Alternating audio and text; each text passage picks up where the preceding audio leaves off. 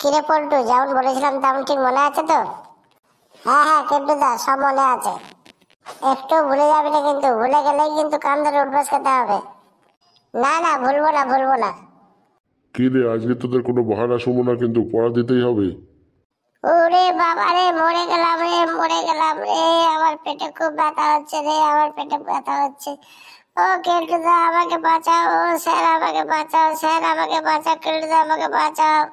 কি রে, পড়া ধরার নাম শুনেই পেট ব্যথা শুরু হয়ে গেল নাকি? পল্টু, খুব ভালো হচ্ছে। আরো জোরে আরো জোরে, আরো ভালো করে অভিনয় কর। ভালো হচ্ছে, খুব ভালো হচ্ছে। স্যার, আমি আর পাচ্ছি না স্যার, আমাকে ডাক্তারখানায় নিয়ে চলুন, আমাকে ওষুধ দিন। আমি আর পাচ্ছি না স্যার, পাচ্ছি না। কোথায় একটু ভালো মুডে এলাম, তোদেরকে পড়াবো, তোদের কাছ থেকে পড়া নেবো, তা না তোরা শুধু বাহানা করেই চললি। বাহানা নয় স্যার, বাহানা নয়। আজকের আমি তোদের দুজনের জন্য পরোটা আর মাংস কষা করে নিয়ে এসেছিলাম। ভাবলাম পড়া হয়ে গেলে টিফিন আওয়ার্সে তিনজনে মিলে খাবো, কিন্তু পোল্টুর তো পেট খারাপ, এখন কি হবে? স্যার, চিন্তা করছেন কেন? আমার পেট ভালো আছে তো, আমি পোল্ট্রির খাবারটা খেয়ে নেবো। আহ, আমি তো ফেসে গেলাম রে পেট ব্যথার নাম করে। তোর আজকের পেট ব্যথা স্যার অন্যদিন আনবে, সেদিন খাবি। এখন তুই তো আবার শিখিয়ে দিলি, এখন তুই আমাকে ছেড়ে খেয়ে নিবি? স্যার, আমার পেট ব্যথা হয়নি, কেন্টু আমাকে শিখিয়ে দিয়েছিল এরকম নাটক করতে।